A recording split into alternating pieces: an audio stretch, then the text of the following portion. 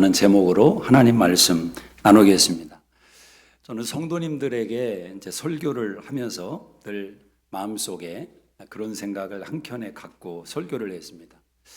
어떤 인생을 살아가도록 가르치고 또 말씀을 전할 것인가. 성경의 내용을 풀어서 하나님의 마음을 알려주는 것이 설교지만 성도님들이 어떤 삶의 가치와 또 그 밸류를 붙들고 인생을 마지막까지 보람되게 사는 그 삶은 도대체 무엇일까? 그런 생각을 하면서 이 세 가지 단어를 붙들게 되었습니다.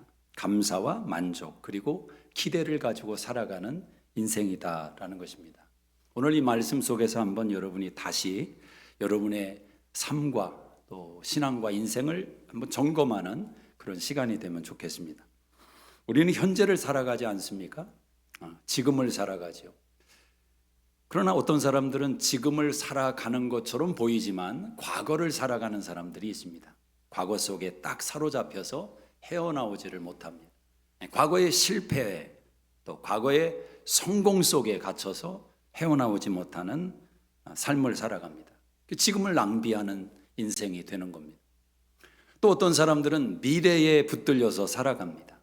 지금의 삶은 미래만을 위해서 존재하는 것처럼 살아가는 것입니다. 30대, 40대 젊은 사람들이 은퇴만을 위해서 나는 은퇴 후에 이렇게 살 거야 라는 꿈을 가지고 30, 40대를 살아갑니다. 지금은 없어요. 지금은 생각하지도 않습니다. 오직 미래를 위해서 달려갑니다. 언뜻 보면 맞는 인생 같지만 지금이 없는 미래가 무슨 의미가 있으며 또 그 미래라는 시간이 내가 지금 준비한다고 해서 나에게 보장되는 시간도 아니다라는 거죠. 그런 면에서 생각하면 지금을 잃어버리는 것은 사실은 전부를 잃어버리는 것과 같다라는 것입니다. 항상 지금을 사는 지혜가 필요합니다. 지금은 선물이기 때문에 그렇습니다. 자, 그런데 현재를 살아간다고 할 때 우리는 배짱이 같은 현실 만족주의자를 원하지도 않습니다. 지금만을 위해서, 과거도 없고 미래도 없고 지금만을 위해서 사는 배짱이의 삶을 추구하고 싶지는 않습니다. 그럼 어떤 삶을 원하느냐? 지금을 살아가지만 이 지금 속에 과거가 담겨 있고 내 미래가 담겨 있는 지금을 살아가기를 원하는 것입니다. 오늘 이스라엘 백성들이 마라라는 곳에 이르러 쓴물을 경험하게 됩니다. 인생 속에 쓴물을 경험할 때가 분명히 있습니다. 주어진 것입니다. 근데 이 쓴물을 주님께서 단물로 바꿔주셨다라는 것이 오늘 본문의 핵심 내용 아니겠습니까? 어떻게 만족하는 이 단물이라는 것을 만족이라는 단어와 연결시킨다면 어떻게 만족하는 삶을 살아낼 수가 있겠느냐라는 겁니다. 한 번뿐인 인생을 후회하지 않고 염려와 두려움에 붙들려 살지 않고 만족하며 어떻게 살아낼 수 있을까? 여러분 만족하십니까? 지금의 삶에 여러분 만족하십니까? 만족의 최고의 적이 있다면 탐욕이라는 단어일 겁니다. 탐욕. 골로새 3장 5절에 보면 탐욕은 우상숭배라고 성경이 말씀합니다. 이 성경은 탐욕을 경계합니다. 하버드 대학 경제학자인 줄리엣 쇼라는 교수가 그런 책을 지었습니다. The Overspent American. 과도하게 낭비하는 미국 사람들. 세상의 소비의 절반이 미국에서 일어난다고 하면 얼마나 기가 막힌 일이며 또 위대한 한 면으로는 나라냐 생각할 수가 있겠죠. 이 미국인들의 물질관을 이 사회학자가 들여다봤습니다. 자, 1년 연봉이 7만 5천 불인데 그 미국 사람들이 만족도가 어느 정도 되는가 들여다봤더니 대부분 만족하지 못한다는 겁니다. 7만 5천 불의 연봉을 받는데 그들은 언제 만족을 하겠느냐? 내가 연봉이 50에서 100% 늘어나면 만족하겠다. 그렇게 고백을 하는 겁니다. 7만 5천 불인 사람들은 9만 불인 사람과 비교하더라는 거죠. 만족하지 못하더라는 거예요. 그럼 20만 불, 30만 불을 벌면 만족하냐? 그렇지도 않더라는 겁니다.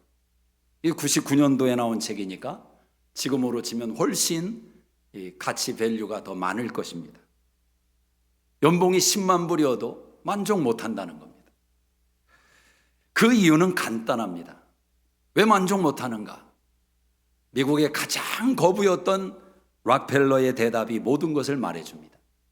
락펠러에게 물었습니다. 당신은 만족하십니까? 지금 만족하십니까? 세상에 가장 갑부인 사람에게 물었으니까 예라는 답을 기대했지만 그는 이렇게 답을 합니다. 조금만 더 있으면 만족하겠습니다. 조금만 더. 이것이 만족하기 어려운 인생을 대변하는 고백이라고 생각합니다. 오늘을 살아가는 삶 속에서 만족한다는 것은 실력인 것입니다. 믿음의 표현인 것입니다. 우리는 쓴물과 단물 사이에서 인생을 살아갑니다. 어느 순간은 단물처럼 삶이 달콤할 때가 있고 어느 순간은 인생이 쓴물처럼 삼킬 수 없는 고통을 몰고 오기도 합니다. 이 속에서 우리는 어떻게 만족이라는 단어를 품고 살아갈 수 있겠는가? 이것이 저의 화두이고 또 여러분이 갖기를 원하는 화두이기도 합니다. 여러분, 누림과 사치는 어떻게 다른 것입니까? 분명히 성경을 보면 두 가지를 다 성경이 말씀하고 있습니다. 하나님의 분복을 누리라. 하나님은 좋으신 분입니다. 하나님은 위대하신 분입니다. 우리는 그분의 자녀입니다. 믿습니까? 하나님의 자녀들이 인생을 살아나갈 때 헐벗고 고난받고 또 구걸하고 그런 인생을 성경이 권장하지는 않습니다. 자, 그러면서 동시에 성경은 사치하지 마라, 낭비하지 마라, 두 가지를 같이 가르친단 말이에요. 선교사님과 식사를 하게 됩니다. 잘 대접하기 위해서 고급 스테이크 레스토랑에 갑니다. 맛있게 식사가 무르익어 가는데 선교사님이 드시면서 한 말씀을 합니다. 이 돈이면 제가 사는 지역의 아이들이 몇 명이나 한 달 동안 양식을 먹을 텐데요. 그 말 듣는 순간 고기가 넘어가겠습니까? 식사 시간이 부담스러운 시간이 됩니다. 근데 그렇게 말씀은 하지만 고기는 열심히 드십니다. 자, 한 끼에 40불, 50불 하는 고기를 먹으면 우리는 사치요, 낭비라는 생각을 할 수 있습니다. 자, 그런데 그 낭비라고 하는 생각을 갖는 사람이 분식점에 떡볶이가 먹고 싶고 라면이 먹고 싶어서 가서 시켰는데 한 20불이 넘게 나왔습니다. 자, 그러면 그때도 스테이크를 먹을 때와 동일한 그 생각을 할까? 이 돈이면 몇 명의 아이들이 얼마만큼을 먹을 수 있는데 그 생각이 라면을 먹으면서도 들 수 있는가?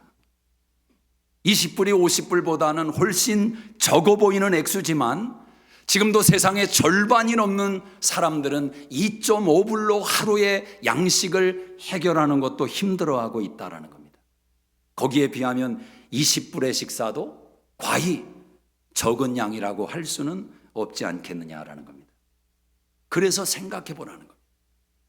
가난한 지역의 사람들을 생각하는 것은 거룩한 생각입니다. 늘 지구상에 누군가는 굶주리며 살아간다는 것을 마음 한켠에 품고 사는 인생은 고상한 인생입니다. 근데 중요한 것은 탐욕이라는 단어를 어디까지 생각해야 되느냐라는 거예요. 이 탐욕이라는 단어를 어디까지 선을 그어야 우리가 진정한 자유를 맛보며 살아갈 수 있느냐, 누림을 얻을 수 있느냐는 거예요. 솔로몬이 세운 성전은 칭송을 받지만 솔로몬이 세운 왕궁은 과연 비난을 받아야 하는가라는 것입니다. 10만 불짜리 차를 타면 사치하는 것이고 탐욕이고 3만 불짜리 차를 타면 탐욕이 아닌가? 그런 기준이라면 모든 곳에 진행되는 우리의 삶은 서 있을 수도 없고 자유할 수도 없을 것입니다. 만족과 탐욕 속에서 우리의 삶의 기준은 도대체 무엇인가? 10불짜리 식사 앞에서도 만족하지 못하면 그 사람은 탐욕의 사람이 될 수 있고, 50불짜리 식사 앞에서도 감사하고 만족한다면 그는 축복의 인생이 될 수도 있습니다. 반대로 100불짜리 식사 앞에서도 만족하지 못하면 그 탐욕의 끝은 어디인지 잡히지 않는 것입니다. 자, 그렇다면 우리 삶에 만족한 삶을 사는 지혜가 뭐냐라는 거예요. 고린도후서 3장 5절에 하나님은 만족을 주시는 분이라고 말씀합니다. 만족을 주시는 분이다. 내가 믿는 하나님이 만족을 주시는 분이다. 그 만족을 받으시기를 주의 이름으로 축복합니다. 빌립보 4장 7절 이하에 하나님은 우리 마음에 평강을 주시는 분이다. 오늘 삶의 만족을 누리지 못하는 분들이 있다면 이 말씀이 여러분에게 기준이 되시기를 바랍니다. 주님은 쓴물을 단물로 바꾸시는 분이다. 나는 너를 치료하는 여호와다. 이 말씀을 사실 본문 속에 하시는 거죠. 가장 중요한 치료가 우리 인생 속에 이미 일어났음을 가르쳐주고 있는 것입니다. 평생을 살아가며 그분은 우리의 삶에 들어오셔서 치료하기를 원하십니다. 병도 치료하고 관계성도 치료하고 삶도 치료하고 만 가지를 다 치료하기를 원하십니다. 목사님, 치료 안 받는 건 그럼 무슨 문제가 있는 것입니까? 우리가 그 깊은 경륜의 세계를 다 알 길은 없지만 모든 사람은 반드시 치료되는 마지막을 갖게 됩니다. 저는 최고의 치료는 하나님 앞에 서는 순간이라고 생각을 합니다. 그 순간에 우리는 다 치료받게 되는 겁니다. 오늘 본문 속에는 세 가지 지명이 나옵니다. 홍해와 마라, 엘림이라는 세 가지 지명이 나옵니다. 저는 이 세 가지 지명이 우리의 삶을 하나님 앞에서 일으켜 세우는 만족한 삶의 지명들이라고 생각합니다. 감사와 만족 그리고 기대, 이 세 가지가 이 세 지명 속에 스며들어가 있습니다. 자, 먼저 22절을 한번 읽어보겠습니다. 22절 시작. 모세가 홍해에서 이스라엘을 인도하며 그들이 나와서 수르 광야로 들어가서 거기서 사흘길을 걸었으나 물을 얻지 못하고 마라에 이르렀더니 그곳 물이 써서 마시지 못하겠으므로 그 이름을 마라라 하였더라. 자, 이스라엘 백성들이 어디에서 출발했습니까? 홍해에서 이스라엘을 인도하며, 홍해에서. 홍해가 어디입니까? 이스라엘 백성들이 애굽을 나와서 하나님이 약속하신 가나안 땅에 들어가기 위해서 처음으로 통과했던 바로 그곳. 그래서 홍해는 구원의 장소입니다. 홍해를 성경적으로 이해할 때 우리는 구원을 상징하는 것입니다. 그 홍해로부터 마라라는 곳에 도착을 했습니다. 여러분, 이 홍해는 이스라엘 백성들의 노력으로 건널 수 있는 땅이 아닙니다. 그들의 힘으로 건널 수 있는 강도 아닙니다. 아니, 헤엄쳐 건너면 되는 거 아닙니까? 뗏목 만들어 건너면 되는 거 아닙니까? 그들이 건널 수 있을지는 모르지만 애굽의 병사가 추격해오고 있었다는 사실을 기억하셔야 됩니다. 홍해는 인간 스스로 해결할 수 없는 현장을 말합니다. 근데 하나님께서 건너게 하셨다라는 거죠. 홍해를 가르시고 하나님이 그곳으로 건너게 하셨습니다. 그리고 나서 만난 장소가 바로 마라라는 장소였습니다. 마라의 이름이 무엇입니까? 쓴맛이다. 쓴맛. 마라에서 마셨던 물이 마실 수 없는 물로 다가온 것입니다. 여러분, 종종 우리 인생을 이렇게 표현할 때가 있지 않습니까? 인생은 쓴맛과 같다. 왜 이렇게 피곤한가? 왜 이렇게 내 삶 속에는 어려운 일들이 연이어서 일어나는가? 하나의 문제를 해결하면 또 다른 문제가 뒤에서 기다리고 있습니다. 인생은 마치 마라와 같습니다. 독병들이 숨겨져 있습니다. 하나의 장애물을 건넜는데 또 다른 쓴맛이 공격을 합니다. 홍해를 건널 때 모든 사람들은 행복을 생각했을 겁니다. 가나안을 떠올리며 홍해만 건너면 영광의 가나안이 그답 주어지는 것으로 생각했을 겁니다. 여러분, 행복이 무엇입니까? 이스라엘 백성은 행복을 소유로 생각했을 겁니다. 가나안 땅에 가면, 그 땅을 소유하면 행복할 것이다. 그러나 하나님은 이 마라에서 행복을 다르게 훈련하십니다. 행복은 상태다. 나와의 연결이다. 행복은 소유가 아니라 존재라고 가르치는 겁니다. 오늘 본문 속에 세 장소가 등장한다고 말씀드렸습니다. 홍해, 마라, 엘림. 이 마라라는 현실을 한번 생각해 보자는 거예요. 왜 마라에 이른 것입니까? 왜 쓴맛을 경험하게 된 것입니까? 이유는 간단합니다. 홍해를 건넜기 때문입니다. 홍해를 건넜기 때문에. 여러분, 이것이 인생이라는 겁니다. 홍해를 건넜는데 가나안이 직접 나오지 않습니다. 홍해를 건넜는데 엘림이 기다리지 않습니다. 홍해를 기다리는 것은 바로 마라라는 쓴물이다. 그럼 하나님은 이 마라에서 무엇을 하시는가? 우리에게 이렇게 질문하시는 겁니다. 마라의 쓴물 앞에 있는 이스라엘 백성들에게 하나님이 이 질문을 하시는 겁니다. 너는 여기서도 만족할 수 있느냐? 이 질문을 하십니다. 아마 오늘 여러분 앉아있는 여러분의 삶 속에도 다른 사람과 비교해서 쓴맛을 경험하는 분들이 계실 겁니다. 왜 우리 가정에, 왜 내 인생에 이렇게 맛있을까? 때로는 부부관계가 그렇게 쓴맛으로 변할 때가 있고, 때로는 운영하는 사업장이 그렇게 쓴맛으로 변할 때가 있고, 때로는 하나님을 향한 신앙의 관계가 쓴맛으로 변할 때가 있습니다. 참 힘든 것입니다. 그 속에서 하나님 우리에게 이 질문을 하십니다. 너 바로 그 자리에서 만족할 수 있겠느냐? 결국 신앙은 이 문제를 풀어가는 것입니다. 엘림 앞에서 만족할 수 있는 건 누구나 다 할 수 있는 거죠. 가나안 땅에 들어가서 하나님을 예배하는 건 누구나 다 할 수 있는 거죠. 그러나 마라라는 쓴물 속에서 하나님을 과연 기뻐할 수 있고 의지할 수 있겠느냐? 하나님은 마라의 쓴물을 억지로 마시라고 하는 것은 아닙니다.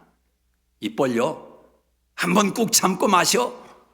하나님이 그렇게 말씀하는 게 아닙니다. 여러분, 우리가 고난을 직면할 때 그냥 고난 받아, 견뎌.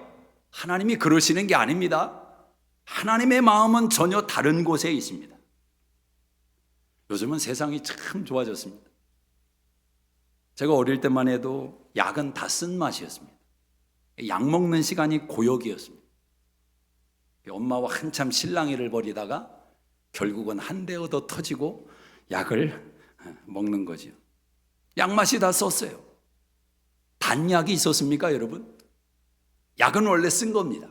근데 요즘은 다릅니다. 요즘은 약맛이 달아요. 바나나 향도 있고 딸기 향도 있고. 제 딸이 어릴 때 그 감기 걸려서 약 먹는 것 이렇게 보니까 향내가 아주 좋습니다. 향내가.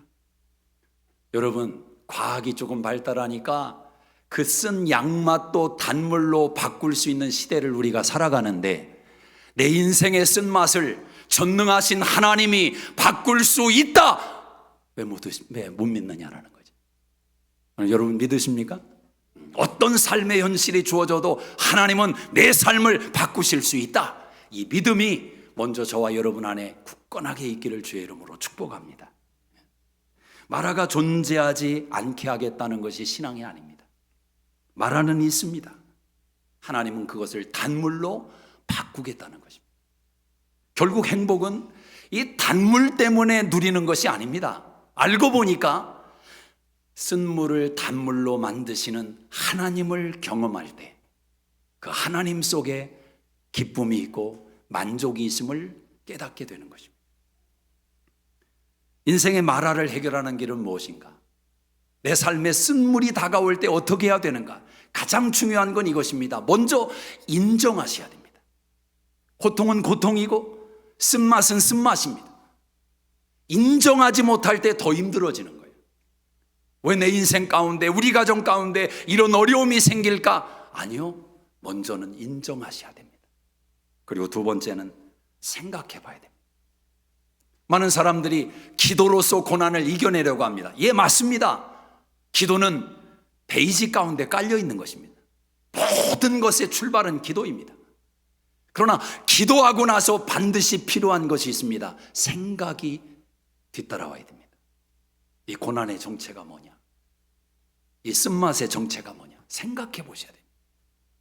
그 생각 속에서 우리의 쓴물을 벗어나는 지름길을 찾게 됩니다.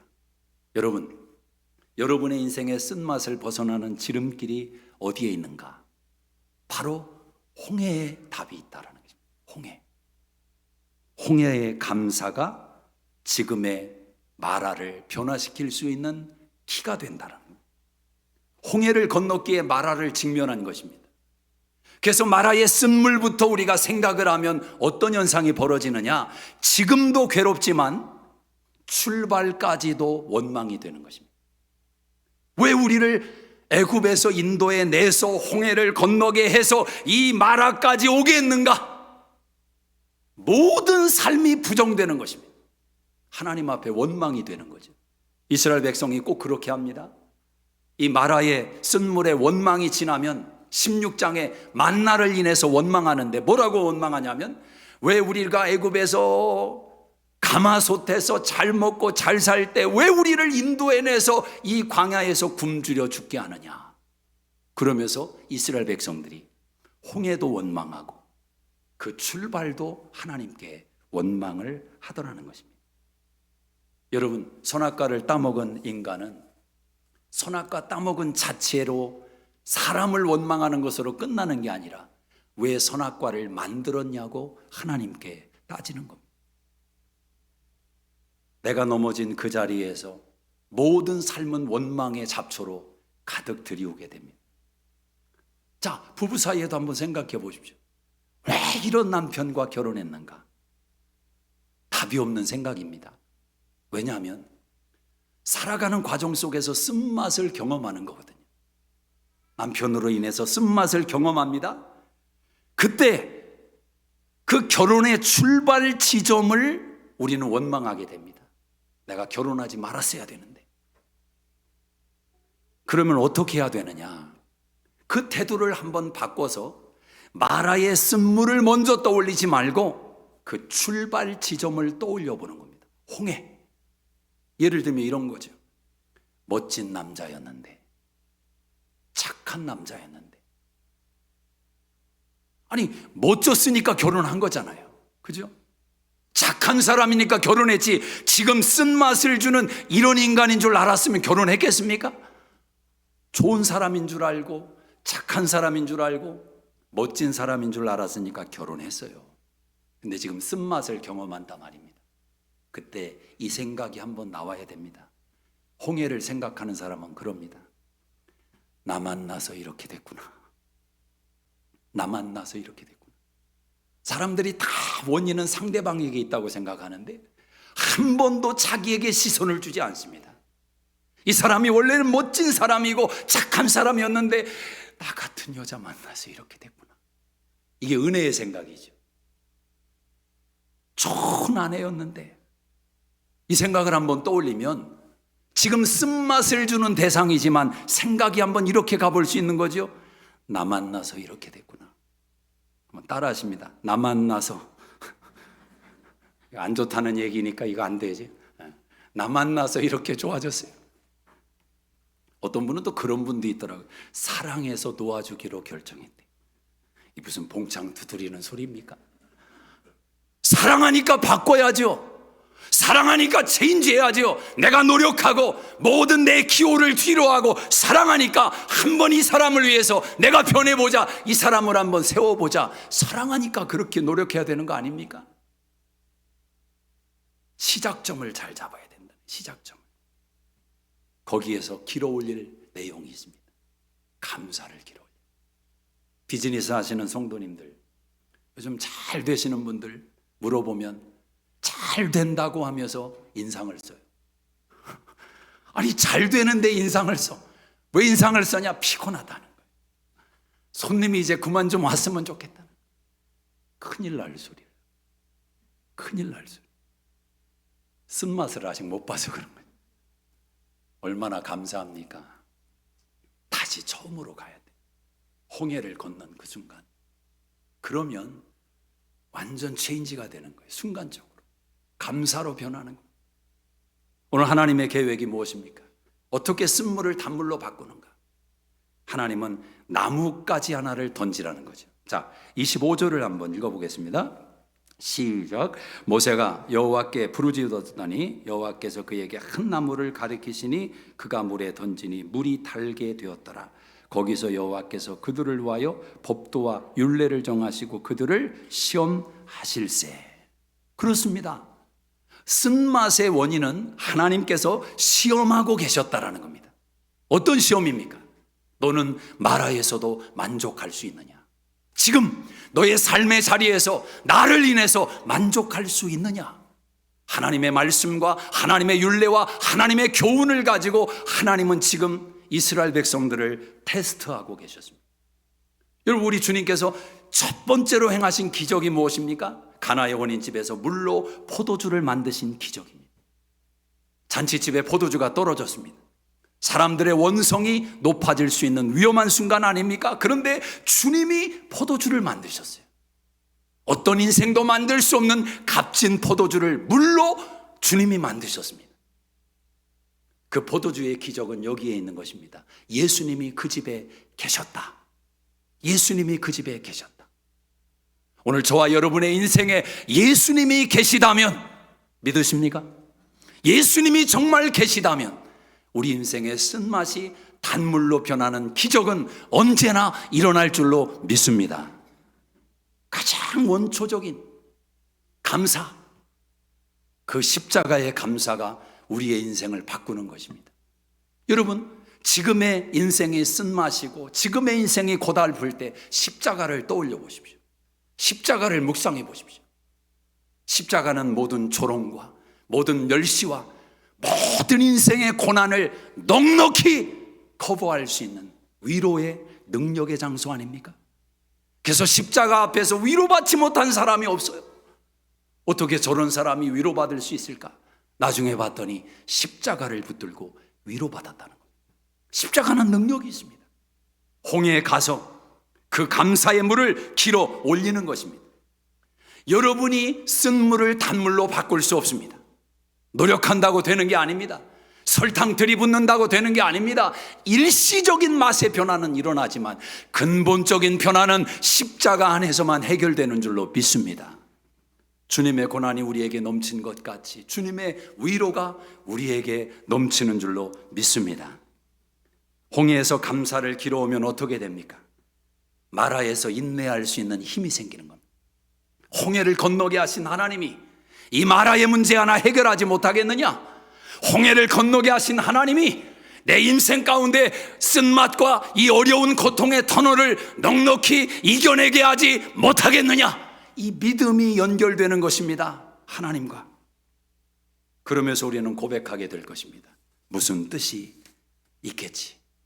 무슨 뜻이 있겠지? 하나님의 목적은 언제나 그렇습니다. 사랑하는 여러분, 사람이 물질 문제로 대부분 고민을 합니다. 아마 일반적인 인생에서 행복을, 만족을 결정하는 것에 거의 100%까지라고는 그렇지만 99%는 물질과 연결되어 있지 않을까 생각합니다. 물질이 많아지면 안정감이 들고, 물질이 적어지면 불안해지기를 시작하고, 물질이 넉넉해지면 왠지 여유도 생기고, 그러나 물질이 부족해지면 사람이 각박해지고, 물질이 주인된 인생은 그렇게 물질에 의해서 노란하게 됩니다. 근데 정말 물질을 많이 가져본 사람, 더 이상 돈이라는 것이 숫자의 개념 외에는 의미가 없을 정도로 돈이 많아 본 사람들은 다 하나같이 그런 고백을 합니다. 물질과 행복은 연관이 없습니다. 연관이 없습니다. 가져본 사람들이 고백하는 겁니다.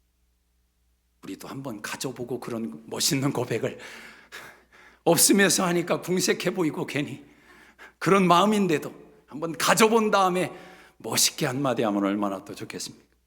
근데 그렇다는 거예요. 심리학자인 매들린 러바인이라는 교수가 미국의 10대층 10대들의 삶을 조사를 했는데, 특별히 부유층의 자녀들을 조사를 했는데 너무 높은 우울증과 약물 남용, 불안장애, 불행 수준을 보여주더라는 거예요. 돈이 넘쳐나서 자녀들에게 물질의 풍요를 쏟아부은 아이들이 잘 크는 줄 알았더니 우울감과 약물 낙용, 불안장애, 고통을 받더라는 거예요. 그래서 이런 가이드를 하는 겁니다. 물질적 풍요로부터 내 아이를 지키는 법. 이 자리에 능력이 있으신 분들 잘 생각하셔야 됩니다. 자녀들이 뭘 사달라고 해도 다 사줄 수 있는 능력이 있을 때 조심하셔야 됩니다. 내 능력이 자녀를 망칠 수도 있다는 거예요. 근데 하나님께서 이런 물질의 자유로부터 우리를 만족할 수 있는 비밀을 하나님이 심어 놓으신 게 있습니다. 하나님의 비밀 병기, 바로 11조라는 겁니다. 사람들이 11조를 10분의 1을 하나님 것으로 드리고 나머지 9는 내가 쓰고 내가 갖는 것으로 생각하는데 아닙니다. 11조의 목적은 하나님이 우리에게 전부를 주셨다는 말씀이고 우리에게 전부를 요구하신다는 말씀입니다. 근데 전부를 드릴 수 있는 능력이 안 되니까 하나님이 우리의 삶을 들여다보시며 그 하나를 요구하시는 겁니다. 처음 난 새끼를 요구하는 것처럼 하나님은 그 하나를 요구하시는 거예요. 그리고 성경에 하나님 자신을 시험해 보라고 한 유일한 것이 바로 11조인 겁니다. 물질의 강력한 파워를 아시기 때문에 그 탐욕에 사로잡혀서 만족하지 못하고 하나님의 나라를 보지 못하고 하나님의 영광을 꿈꾸지 못하는 것을 아시기 때문에 하나님은 그 속에서 끌어내서 진정한 물질의 주인이 되도록 만들어주기를 원하는 것입니다. 흘려보내는 인생이 무엇인지 알려주시기를 원하는 겁니다. 여러분, 갈릴리 호수는 헬몬 산으로부터 신선한 물을 받습니다. 그리고 갈릴리 호수는 요단강으로 그 물을 흘려보냅니다.